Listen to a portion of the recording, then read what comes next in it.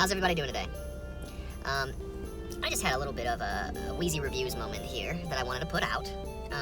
And this was actually more about media, the press, the freedom of press, and how media now shapes everything, right? And why certain media platforms are so powerful and why certain ones are not. We're living in this weird time period right now where classic forms of media are kind of going the way of the dinosaur. You know, like for example, network television. You know, and things happen so fast nowadays. You know, network TV controlled television for 50, 60 years or something like that. I mean, like, you used to watch the news to actually hear about what was happening, right? But now when you watch mainstream news or mainstream anything, it's not actually about informing the citizens. It's about selling the citizens a point of view, you know? And that's kind of the big difference in kind of the way media used to be represented in, popular culture and how it was thought of by, people in society. You know, we trusted our media. Even, even as early as, when I moved here, 2005 to 2010, we still trusted our media, even though, the media had long since been, sold to political parties, A lot of people aren't familiar with this, and a lot of people are, but in the mid to late 90s, Dick Cheney had actually a big hand in doing this, or a part in making this happen, where they basically did away with this law that made it to where if you were presenting a point of view on television, you had to legally present viable facts and the opposite opinion of what you were presenting. You had to present both sides, and not like in a frantic, extreme way, but in like a very much a to the point, factual, cut and dry, stereo instructions kind of way. Like you had to make sure that you weren't just selling them one half of the story, right? But, that was done away with, and, I want to say it was around that time that the old style of media truly, hit that nail, like death nail, They might have been limping along, but that was the death nail that would kill classic mainstream media and turn it into what it is now, which it's not even media anymore. It's literally just, it's advertising for political and social, ideas.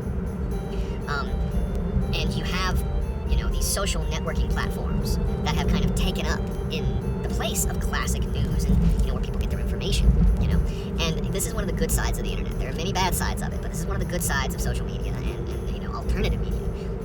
YouTube has been one of the biggest, what's the word I'm looking for? They've been kind of one of the biggest contributors to this idea that you don't have to go to the mainstream media to find what you're looking for, right? You can just go to YouTube. You can go to other places and get the real scope, the real lowdown. People go to YouTube for entertainment, but in the kind of world we live in, people go to YouTube and other sites like it to learn the truth, to get their news, to get told the truth by someone who's not paid by a corporate shill or by a political, politically motivated, whatever. It's usually just somebody putting out their opinions, doing, on-the-ground research, which is why they're so popular. Why do you think Angry Video Game Nerd was so much more popular than, something like G4?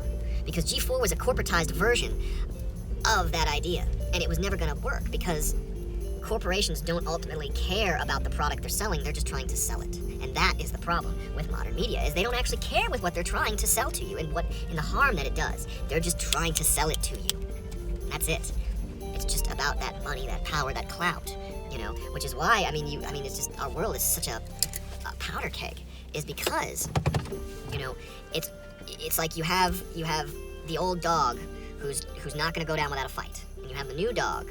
But the thing is unlike the old system where it was kind of just several large entities that consolidated power almost into one entity, on the other side, the fresh blood, there's way more of them.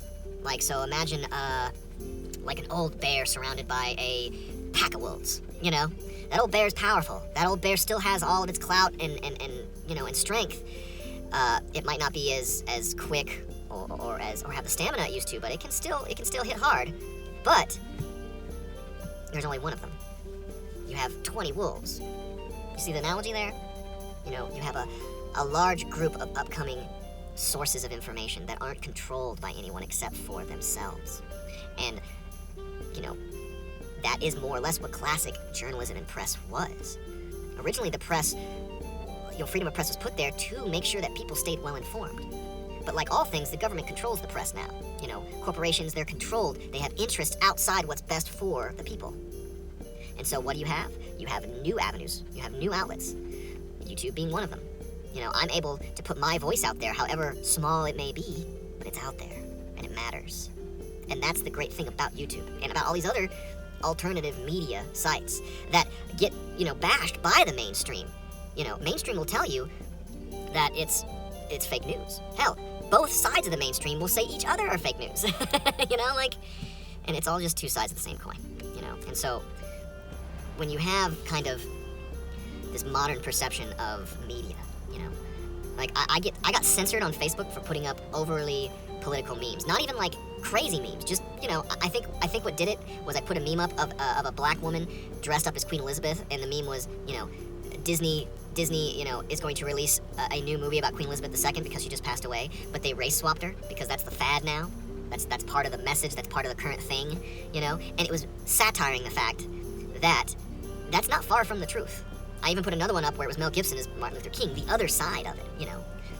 And I got flagged for both of them for false facts or whatever, the fact checkers on these social media sites.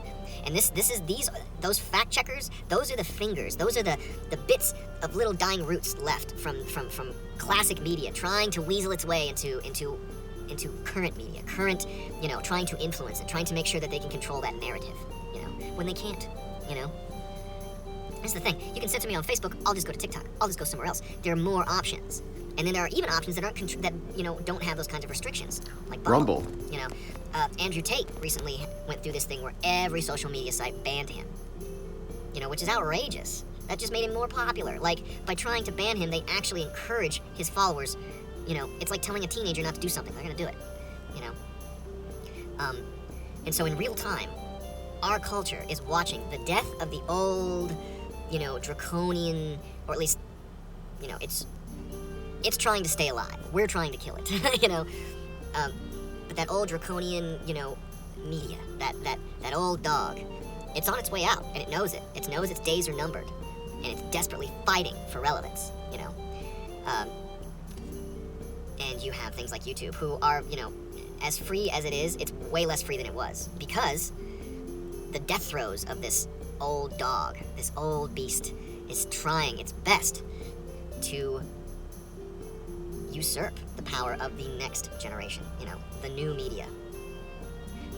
This new form of communication and information that we have embraced and that we created, that have become more powerful and more influential than that giant corporation with all its billions of dollars and all of its political connections, all that stuff.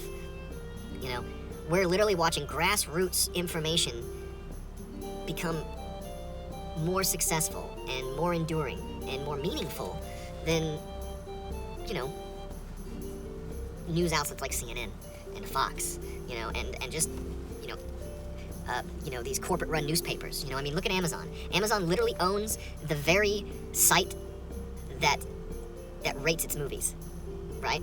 How is that for, you know, for rigging a system? So you can release movies and have this site that you own just rate them as great, you know?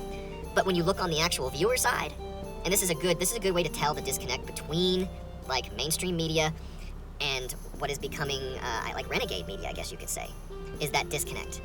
Go look at the Lord of the Rings, you know, audience score compared to the critic score. And look at a lot of modern movies, look at a lot of modern shows, look at any show that's put out by the classic media that's meant to push some type of narrative or message other than just telling the story of its characters. And what do you see?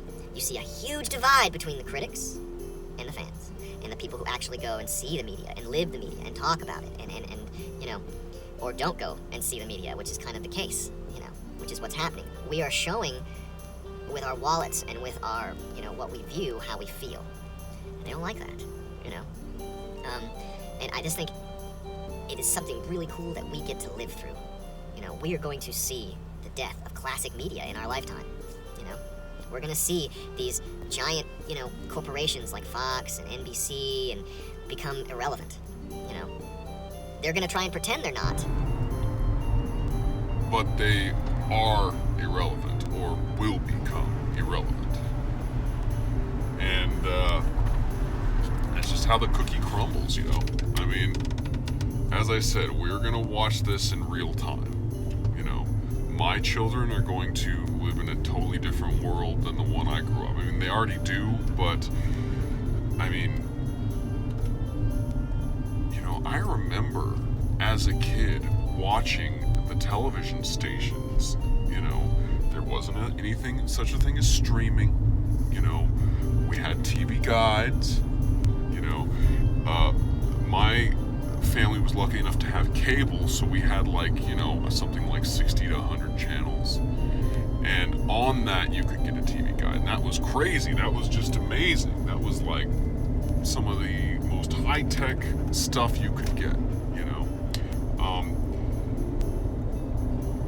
And, you know, because of technology, because of the ability for everybody to basically have a TV in their hands, a camera in their hands, a recorder in their hands, I guess you could say that the Pandora's box was opened, and the power for information to come just from one place or from a specific group of places that might have had the, you know, ability, you know, infrastructure, the money, you know, whatever they needed to actually, you know, produce, you know, the programming that they were making. Nowadays, anybody can. I can, you can, we can all do it. And that is what's changing the landscape of media.